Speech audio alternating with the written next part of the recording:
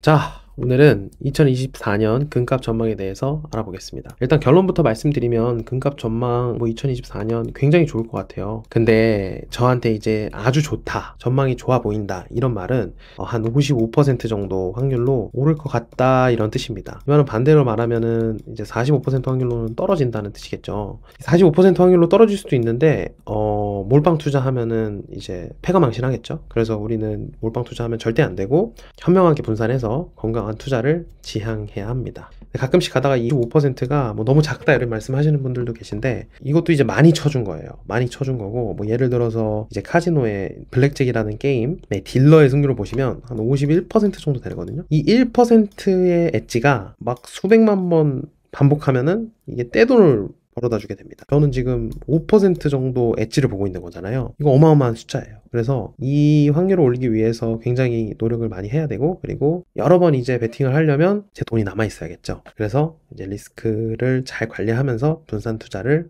해야 된다는 뜻입니다. 자, 그러면 2024년 금값 전망 한번 시작해 보도록 하겠습니다. 일단은 금값을 움직이는 요소를 한 4가지 정도로 분리를 해봤어요. 첫 번째는 이제 실질 인플레이션 이고요. 두 번째는 중앙은행, 이제 세계 중앙은행이죠. 세계 중앙은행의 금 투자 수요. 중국, 러시아, 유럽 안에 많은 나라들, 그리고 인도, 그리고 여러 가지 중앙은행들이 금을 지금 좀 사고 있어요. 그래서 요 추이에 대해서도 한번 보고요. 그리고 세 번째는 이제 미국과 중국의 패권 전쟁, 패권 전쟁 중에서도 이제 무역 전쟁 이런 것들이 인플레이션 요소가 되는 것들이 꽤 많습니다. 그래서 관세라든지 경제 재리쇼어링 이런 것들 좀 알아보고요. 마지막으로는 이제 중국과 대만, 그리고 중동 불안. 중동 중에서도 내전국들도 많은데 대표적으로는 이제 사우디, 이란, 이스라엘, 팔레스타인 애들이 가지고 있는 어떤 불안들이나 이런 거에 대해서 간단하게 한번 알아보겠습니다. 통화량하고 이 금 선물 차트부터 먼저 볼게요. 금이 여기 2016년 여기 박스권을 이제 계속 왔다 갔다가 하다가 코로나 기점으로 해서 한번 모멘텀을 가지고 올라줬잖아요. 여러 가지 이유가 있을 수 있지만 일단 대표적으로 볼 수 있는 지표가 이 M2 통화량입니다. 2020년에 이제 코로나가 발발을 하면서 이제 엄청나게 많은 양의 채권이랑 이런 것들을 이제 찍어내고 양적 완화를 실행하면서 통화량이 엄청나게 늘었죠. 그러면서 이제 화폐 가치가 떨어질 것 같으니까 금이 이런 식으로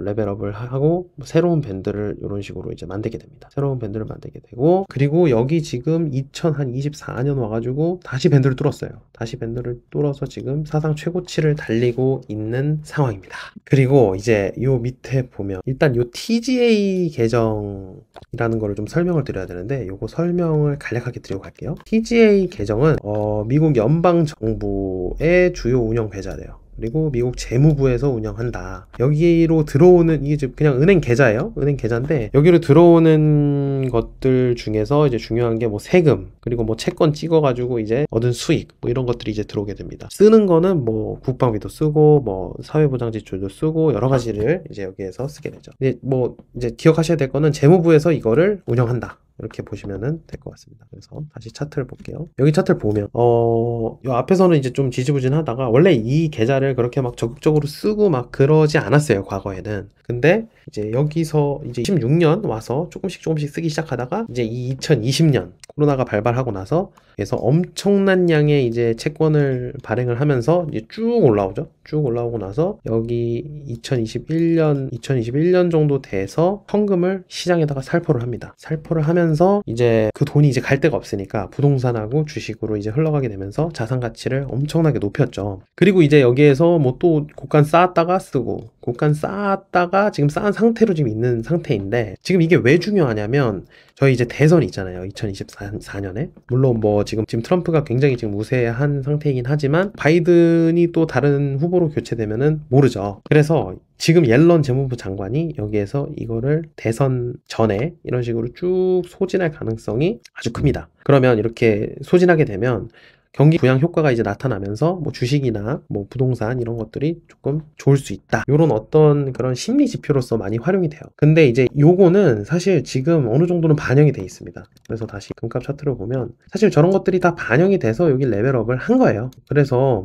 앞으로 이 TGA 계정, 그러니까 TGA 이 은행 계좌가 어떤 식으로 움직이는지도 우리가 지금 잘 봐야 됩니다. 이게 막 쓰고 이렇게 막 돈을 풀고 이렇게 되면 당연히 금한테는 좋겠죠. 그리고 이 M2 통화량도 마찬가지로 이게 올라가면 올라갈수록 금에는 좋을 수밖에 없는 상황이고요. 그리고 또 하나 봐야 되는 변수가 이제 기준금리입니다. 기준금리가 뭐 다들 아시겠지만 2020 코로나 이후로 이제 바닥을 기다가 여기에서 이제 인플레이션 세게 맞은 다음에 여기까지 이제 치솟았죠. 근데 기준금리는 사실 금만 따지고 보면은 기준금리가 높으면 높을수록 안 좋거든요.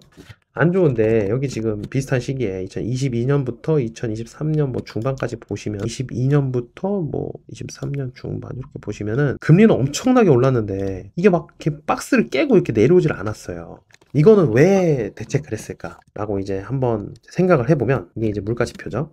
물가가 결론부터 말씀드리면은 물가가 이제 기준금리보다 더 많이 컸기 때문입니다. 이제 그 실질 인플레이션이라고 하는 게 이제 인플레이션에서 이제 금리를 빼는 거잖아요. 근데 금리가 엄청 올랐잖아요. 근데 이제 이 인플레이션이 더 오른 거죠. 그래서 이 나온 숫자가 사실 크면 클수록 금에는 좋은 건데, 그죠? 이 인플레이션이 너무 커가지고 여기 지금 끝에가 거의 8점 몇 %거든요. YOY 기준으로 8점 몇 %가 나오니까 이 금리를 아무리 올려도 금한테는 좋았던 거죠. 왜냐면은 물가가 더 많이 올랐기 때문에. 그랬기 때문에 여기 지금 금값이 보면은 금리를 막 엄청나게 올리는데도 불구하고 여기 하방을 또 지지해주는 그런 성격이 좀 있었습니다. 그리고 뭐 여러 가지 있었어요. 중국이 금을 뭐 엄청나게 사고 이런 것도 다 영향이 있었습니다. 그래서 우리는 이제 그 다음이 중요하잖아요. 이 다음이 중요하니까 이 다음을 좀 보자면 이 M2 같은 경우에는 뭐 TJ 계정이랑 뭐 이런 것들을 또 풀면서 여기 지금 끝에 보면 살짝 올라가고 있죠. 요거는 살짝씩 조금씩 올라갈 것 같아요. 왜냐면은 뭐 트럼프가 돼도 아니면은 다음 민주당 대선 후보가 당선이 돼도 돈을 또 찍어서 뭔가를 할 것이라는 게 뭐 모두의 컨센서스이기 때문에 이게 조금 내려갈 가능성보다는 올라갈 가능성이 크다. 물론 물가를 봐야 됩니다. 물가가 너무 치솟으면 또 뭐 긴축을 해야 될 수도 있겠죠. 그래서 이게 올라가면 좋고 내려가게 되면 금값은 안 좋다. 이렇게 볼 수 있고요. 뭐 기준금리도 지금 이제 9월에 인하하는 게 기정사실화가 됐죠. 그럼 이제 밑으로 갔는데 밑으로 간 거는 이제 알겠는데 여기에서 이제 어떻게 될 것이냐. 여기에서 만약에 이제 물가가 또 다시 치솟아요.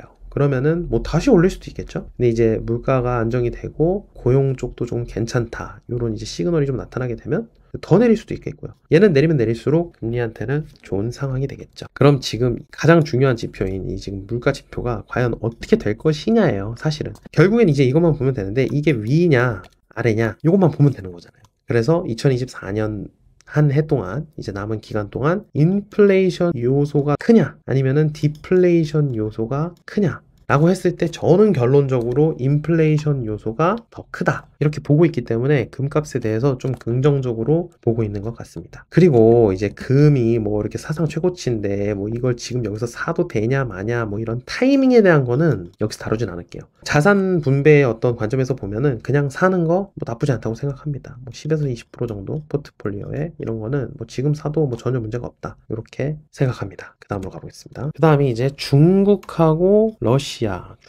러시아의 어떤 중앙은행의 금 보유량이에요. 이렇게 여기 지금 한 이쯤부터 중국이 어마어마하게 사고 있죠. 그리고 러시아도 이제 꾸준히 올려가지고 여기에서 이제 지금 하고 있고요. 그리고 지금 비공식적으로는 더 많이 사고 있다고 막 추측들을 하고 있어요. 근데 뭐 그거는 추측에 불과한 거기 때문에 좀 제쳐두고요. 일단 제가 생각하는 거는 그럼 왜 이렇게 많이 사냐 얘네 둘이서. 사실 지금 중국은 달러 채권을 그러니까 미국 국채를 팔고 금을 사고 있거든요. 왜 이런 짓을 하냐는 거죠. 그 이유는 이 어떤 달러의 지배력에서 좀 벗어나려고 하는 어떤 움직임이에요, 이게. 왜냐면 이게 채권을 너무 많이 들고 있으면 미국한테 휘둘릴 수밖에 없는 구조거든요. 그래서 어떤 달러의 지배력에서 좀 벗어나고 하는 어떤 방법으로 이렇게 금을 사는 거라고 볼 수 있습니다. 그리고 개인적으로는 이제 중국이 향후 몇 년, 한 3에서 5년 이제 마지막 골든타임이에요. 뭐 하는 골든타임이냐? 이 미국이랑 비벼볼 수 있는 어떤 골든타임. 이 3년, 5년 동안 만약에 경제성장률이 뭐 이렇게 막 또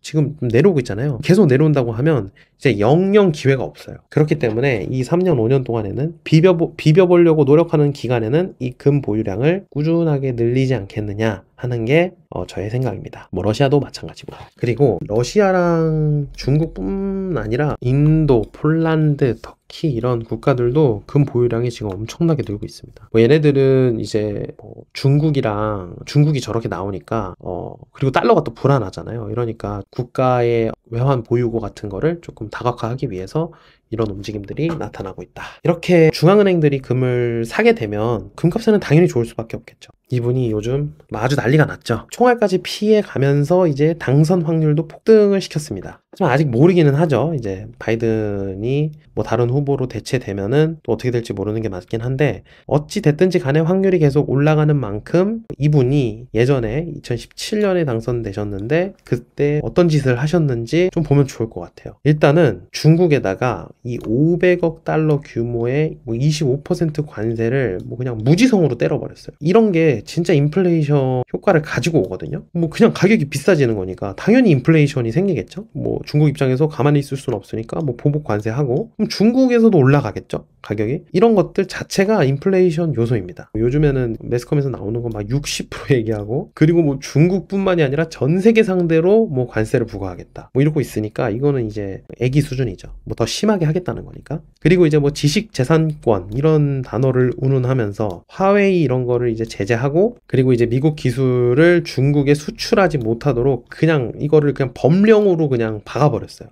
그래서 뭐 중국 입장에서는 때려 맞은 거죠. 이거 말고도 많아요. 뭐 홍콩 자치법, 아니면 뭐 위구르 인권 정책법, 뭐 여러 가지에다가 사인을 하면서 이제 금융적으로 뭔가 이렇게 막 자산 동결할 수 있고 이런 걸로 중국을 엄청나게 압박을 했습니다. 근데 이제 저는 이런 거 자체가 다 인플레이션 요소로 보고 있어요. 트럼프가 이제 이렇게 과감하게 이제 중국 때리기를 할수록 인플레이션 효과는 더 커질 것이다. 인플레이션 효과가 더 커지면 당연히 그만테는 좋겠죠. 네, 미국의 이제 리쇼어링을 가장 잘 보여주는 제조업 건설 지출 차트입니다. 이 리쇼어링은 다들 아시겠지만 중국이나 아니면 다른 베트남 이런 데서 공장이 미국으로 돌아오는 거예요. 다른 곳에서. 미국에서 막 공장을 엄청나게 지으니까 이게 이렇게 상승을 하고 있는 상태입니다. 근데 이것도 사실은 인플레이션 요소거든요. 그래서 잘 보면은 이 코로나도 이제 한몫했죠. 이 리쇼어링에. 그리고 칩스라 그래가지고 반도체 키우는 이 법안, 그리고 IRA라 그래서 인플레이션 감축법, 요것도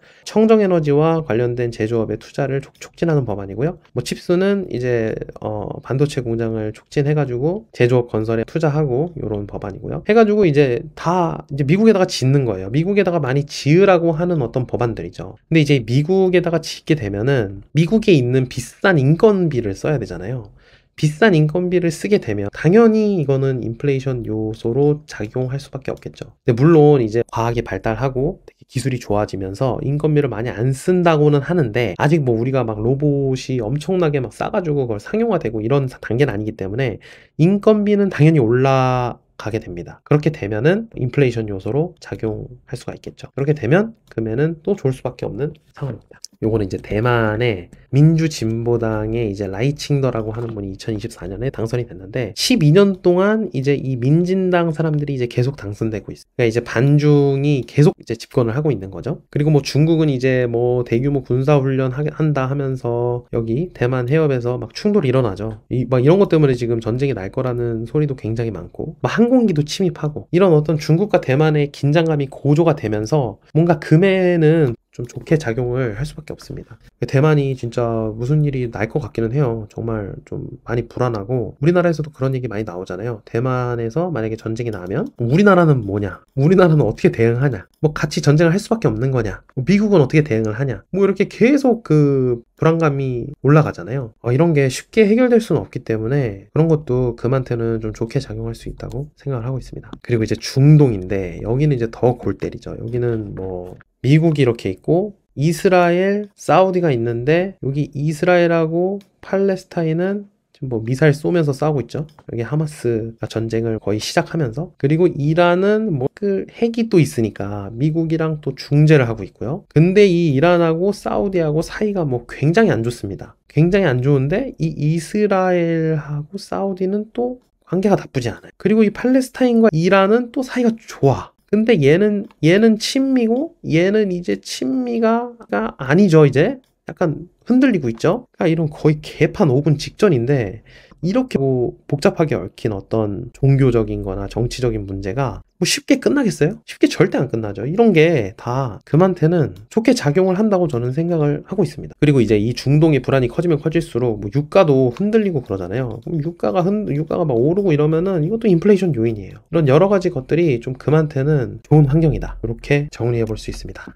그래서 뭐 하나씩 이제 다뤄봤는데요. 일단은 이게 제일 커요. 인플레이션이 어떻게 될 것이냐. 만약에 이제 미국의 어떤 성장이 잘 나오는데 뭔가 인플레이션은 미미해요. 예를 들어서. 그러면은 금은 당연히 안 좋을 수밖에 없습니다. 근데 이 인플레이션이 작을 것이냐, 그러니까 디플레이션 요소가 클 것이냐. 이 디플레이션이 진짜 뭔가 크려면 저는 시나리오 중에 하나 생각하는 거는 AI나 이런 것들이 우리가 생각하는 발전 속도보다 훨씬 더 크게 이제 발전을 하는 거죠. 말도 안 되게 막 치고 나가가지고 AI가 뭐 막 사람 막 1000명을 대신하면서 막 다 대량 해고 막 해고되고 이런 식으로 되면은 이게 디플레이션 요소가 될 수 있죠. 왜냐면 생산성이 뭐 말도 안 되게 이제 비약적으로 증가하니까. 근데 저는 AI를 이 정도로 보고 있지는 않거든요. 그래서 요 시나리오 말고는 인플레이션이 뭐 저는 개인적으로는 다시 이제 도질 것 같다. 이게 도지면 더 불안해지겠죠. 그러면 금은 당연히 오를 수밖에 없어요. 뭐 이런 관점에서 저는 금을 조금 좋게 보고 있는 상태고요.